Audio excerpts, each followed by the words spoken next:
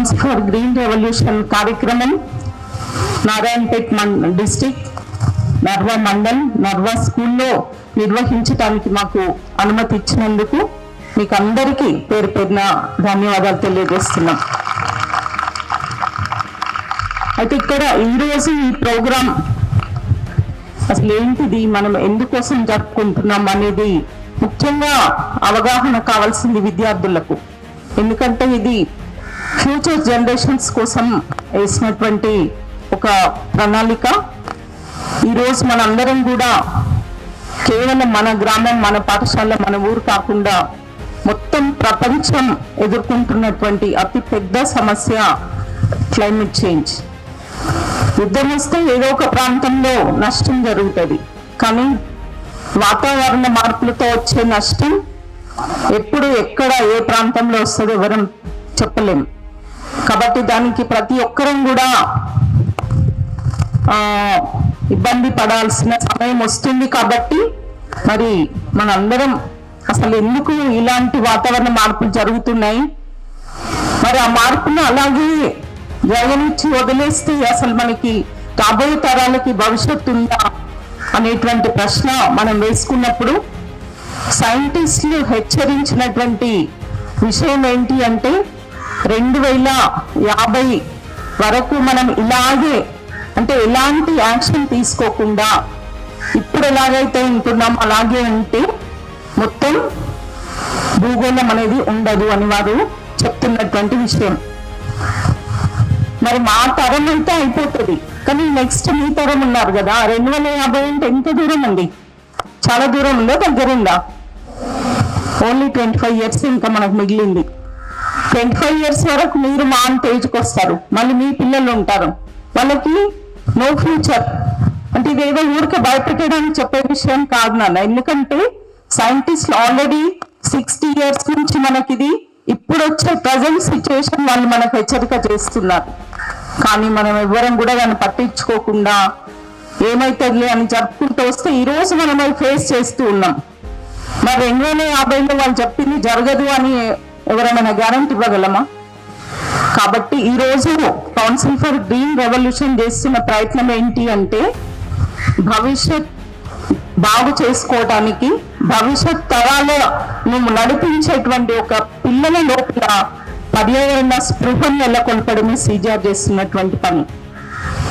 CGR ఇందాక sir చెప్పినట్టుగా 15 సంవత్సరాల నుంచి మేము ఈ పర్యావరణ కార్యక్రమాలు నిర్వహిస్తున్నాం. 2010లో ప్రారంభమైన సంస్థ మొదట మొక్కలు నాటే కార్యక్రమం మాత్రమే చేపట్టడం జరిగింది. అప్పుడు నారాయణపేట జిల్లా మొత్తం, జిల్లా వ్యాప్తంగా మేము వెంకట్రావు గారు కలెక్టర్ గారు ఉన్నారు, ఆ టైంలో మొత్తం జిల్లా మొక్కలు నాటడం జరిగింది. మరి ఇప్పుడు కేవలం మొక్కలు ఒకటే నాటితే సరిపోదు. ఇప్పుడు వస్తున్నటువంటి క్లైమేట్ చేంజ్, ఇప్పుడు మనం ఎదుర్కొంటున్నటువంటి సమస్యలకి ఇంకా చాలా యాంగిల్స్లలో మనం పని చేయాల్సిన అవసరం ఉంది అనే ఉద్దేశంతో ఎర్త్ లీడర్స్ అనేటువంటి ఒక ప్రోగ్రామ్ డిజైన్ చేయడం జరిగింది. ఎర్త్ క్లబ్స్ అంటే ప్రతి పాఠశాలలో ఒక ఎర్త్ క్లబ్ స్థాపించి ప్రతి స్కూల్ నుంచి 2 విద్యార్థులను ఎంపిక చేసి వాళ్ళను ఎర్త్ లీడర్స్ అని పిలిచి మిగతా విద్యార్థులందరినీ ఎర్త్ లీడర్స్ గా పిలుస్తూ మరి వీళ్ళందరికీ సారథ్యం వహించడానికి ఒక మెంటర్ టీచర్ కి ట్రైనింగ్ ఇస్తూ మరి పాఠశాల ప్రధానోపాధ్యాయుల సహకారంతో ఈ కార్యక్రమం గత 3 సంవత్సరాలుగా జరుగుతూ ఉంది. మేము ఫస్ట్ 6 జిల్లాలలో మేము ప్లాంటేషన్ చేసినప్పుడు మాకు కనెక్షన్ ఉన్నటువంటి టీచర్స్ బాగా అనుకూలంగా ఉన్న జిల్లాలలో జిల్లాకి 10 స్కూళ్ళ చొప్పున 60 స్కూళ్ళు చేశాము. మళ్ళీ గవర్నమెంట్ డిపార్ట్మెంట్ వారి ప్రోగ్రామ్ చాలా బాగుంది, మీరు ఇంకా దీన్ని ఎక్స్పాండ్ చేయండి అని మాకు ఇంకా ఒక 7 జిల్లాలు అదనంగా ఇచ్చి ప్రతి జిల్లాలో 20 స్కూళ్ళు చేయండి అని టోటల్ గా 13 జిల్లాలలో జిల్లాకి 20 చొప్పున మేము ఈ కార్యక్రమాన్ని నిర్వహిస్తూ ఉన్నాం.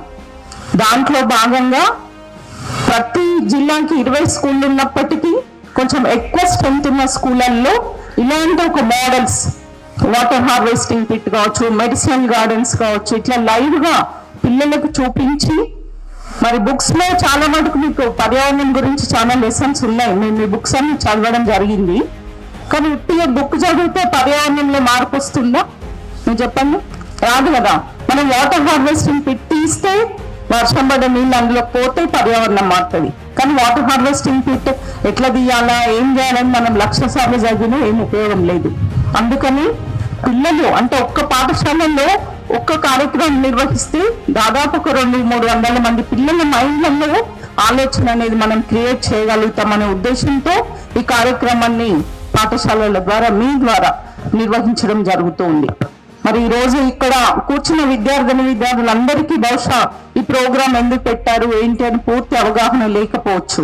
మరి అందరు దయచేసి వినండి, ఇది CJR కోసం చేస్తున్న ప్రోగ్రాం కాదు, ఇది మీ భవిష్యత్తు కోసం మీరే చేసుకుంటున్నటువంటి కార్యక్రమం. దీన్ని దృష్టిలో పెట్టుకొని మీరు అందరూ ఏవైతే మీకు ఈ కార్యక్రమం ద్వారా చేయాలని కొన్ని యాక్టివిటీస్ ఇచ్చారో దాంట్లో మనస్ఫూర్తిగా భాగస్వాములై ఏదో వంతుకు వాళ్ళు చెప్పారు కదా మేము చేశామని కాకుండా మీరందరూ మనస్ఫూర్తిగా భాగస్వాములై చేసినప్పుడు తప్పనిసరిగా మీ భవిష్యత్తు బాగుంటుంది. ఇంతగా ఉండదు మీరు చెప్పండి, ఉంటుంది కదా. మరి అలాంటి ఒక ప్రయత్నమే CJR చేస్తూ ఉంది. ఈరోజు ప్రపంచం అంతా సమస్య ఉంది, మనం ప్రపంచాన్ని మార్చగలమా? దేశంలో సమస్య ఉంది, దేశాన్ని మార్చగలమా? రాష్ట్రంలో ఉంది, మార్చగలమా? జిల్లాలో ఉంది, మార్చగలమా? మరి మన స్కూల్ మార్చగలం కదా, మార్చగలమా లేదా? మరి మన శక్తి ఎంత ఉందో మనమున్న ప్లేస్ లో మనం ఇలాంటి ఒక చిన్న ప్రయత్నం ప్రారంభిస్తే రేపు మీరు భవిష్యత్తులో రాజకీయ నాయకులు అవుతారు, లేదు కలెక్టర్ అవుతారు, ఇంకేదైనా అధికారి అవుతారు, టీచర్ అవుతారు. మీరున్న ప్లేస్ లో ఇలాంటి పర్యావరణయుతమైన కార్యక్రమం చేయటానికి ఇది ఒక బీజం. కాబట్టి మీరందరూ కూడా పర్యావరణం అంటే చాలా చాలా మన అందరం నెగ్లెక్ట్ చేస్తూ ఉన్నాం. ఇప్పుడు మనందరం వాటర్ మనకి ఎక్కడి నుంచి వస్తాయి? సోర్స్ భూమిలోంచే కదా. మరి భూమిలోంచి వాటర్ తీసుకోవడం ఒక్కటే మనకు తెలుసు కదా. మరి భూమిలోకి వాటర్ వెళ్తుందా లేదా అని మనం ఎప్పుడైనా ఆలోచించామా? ఎప్పుడు ఆలోచించలేదు కదా. అక్కడ ఉన్న వాటర్ హార్వెస్టింగ్ పిట్ మనకి ఏం చెప్తుంది? వాటర్ తీసుకోవడమే కాదు, మళ్ళీ దాంట్లో మనం ఫిల్ చేయాలా. మన వాటర్ ట్యాంక్ లో నీళ్ళు అయిపోతే ఖాళీ అయిపోతుందా లేదా ఎంటీ? ఇప్పుడు భూమి అట్లనే ఎంటీ అయిపోతుంది. మరి ఎంటీ అయితే మేము చిన్న ఉన్నప్పుడు చిన్నగా అంటే చేదబావులలో నీళ్లు వర్షాకాలం వస్తే ఓవర్ఫ్లో అయ్యేది. తర్వాత 100 ఫీట్లు, తర్వాత 200, ఇప్పుడు 1000 ఫీట్లు వేస్తే కూడా వాటర్ రావట్లేదు. తర్వాత ఎన్ని ఫీట్లు వేస్తే కూడా రాదు వాటర్, ఎందుకంటే ఒక సర్టన్ లెవెల్లోనే వాటర్ ఉంటుంది. కాబట్టి మరి ఆ వాటర్ రావాలి అంటే మనం వాటర్ అయితే రావాలి కదా. మనం వాటర్లో ఉంటామా? మనం వాటర్ రావాలి అంటే మళ్ళీ దాంట్లో మనం ఫిల్ చేయాలి, చేయలేదా? ఆ ఫిల్ చేయడం కోసం ఈ రోజు ఇక్కడ మనం వాటర్ హార్వెస్టింగ్ పిట్ తీసాం. మన వాటర్ హార్వెస్టింగ్ పిట్ మీరు అందరు చాలా మంది పిల్లలు చూసినట్లేరు, వెళ్ళి చూడండి. మరి మీకు ఇప్పుడన్నీ మ్యాగజైన్ లో దాని గురించి డీటెయిల్స్ అంటే ఇది కేవలం స్కూల్లో తీయడం కోసమే కాదు, మీ ఇంటి దగ్గర, మీ పొలం దగ్గర, మీ వీధిలో, మీ పక్కింటి వాళ్ళని మోటివేట్ చేసి అక్కడ ఇట్లా మన మొత్తం గ్రామంలో ఇక్కడ 300 మంది పిల్లలు ఉన్నారని చెప్పారు సారు. మరి 300 హార్వెస్టింగ్ పిట్స్ తీస్తే ఎన్ని లక్షల నీళ్లు మనం భూమిలోకి ఇంకించగలుగుతాం? అవునా కదా? మరి చిన్న ప్రయత్నం మనందరం చేద్దామా? బాయ్స్ తప్పుడు చేయట్లేదు. మరి వాటర్ కావాలి అంటే వాటర్ మనము సేవ్ చేసుకోవాలి. వర్షం పడ్డప్పుడు ఆ వాటర్ ని మనము భూమిలో దాపెట్టుకుంటే మళ్ళీ భూమాత తిరిగి మనకే ఇస్తుంది. భూమాత ఏం తన సొంత ప్రయోజనానికి వాడుకోదు. మరి ఇలాంటి వాటర్ హార్వెస్టింగ్ పిట్ ఉద్దేశం అది. మరి నర్వస్ స్కూల్ నుంచి సార్ మీరు పిల్లలకు మోటివేట్ చేసి అట్లీస్ట్ 300 వాటర్ హార్వెస్టింగ్ పిట్స్ వాళ్ళ ఇంటి దగ్గర చేయడానికి మీరు అందరు టీచర్స్ ప్రేరేపించాలని మిమ్మల్ని నేను రిక్వెస్ట్ చేస్తున్నాను. మరి ఫస్ట్ మీ జిల్లా రావాలి మరి వాటర్ హార్వెస్టింగ్ పిట్స్ లో చేస్తారా మీరు అందరు విద్యార్థులు? Very good. మీకు కావాల్సిన ఎట్లా తీయాలి ఆ పిట్టు ఏంటి అనేది సమాచారం అంతా మీకు బుక్స్ రూపంలో మీ స్కూల్ కి ఇవ్వడం జరిగింది. ఒక హ్యాండ్ బుక్, అద్భుతమైన హ్యాండ్ బుక్ చేశాము, దాంట్లో అన్ని డీటెయిల్స్ ఉన్నాయి. మరి దాన్ని సార్ వాళ్ళ దగ్గర తీసుకొని మీరు ప్రతి ఒక్కరు మీ ఇంటి దగ్గర ఈ ప్రయత్నం చేయండి. చేసిన వాళ్ళు మీరు డైరెక్ట్ గా CJR ఆఫీస్ కి మీరు పంపించచ్చు ఫోటో, మీకు మంచి రికగ్నిషన్ ఉంటది. ఈ బుక్ లో మీకు మీ ఫోటో వస్తుంది. ఇప్పుడనే మ్యాగజైన్ మీ స్కూల్ కి వస్తుంది. మరి ఎంతమంది చదువుతున్నారో నాకు తెలియదు. ఇది బై మంత్లీ మ్యాగజైన్ పర్యావరణం గురించి వస్తున్నటువంటి ఒక మ్యాగజైన్. ఇవాళ పర్యావరణం పైన ఎలాంటి మ్యాగజైన్స్ లేవు నాకు తెలిసి. ఇది ప్రతి 2 నెలలకు ఒకసారి వస్తుంది. ఇంకా మీరు యాక్టివిటీస్ పెంచితే ఇది నెలకు ఒకసారి కూడా మేము ప్రింట్ చేయగలం. మీరు ఏ కార్యక్రమం చేసినా అంటే మంచి కార్యక్రమం, ఒకరికి మోడల్ గా ఉండాలి.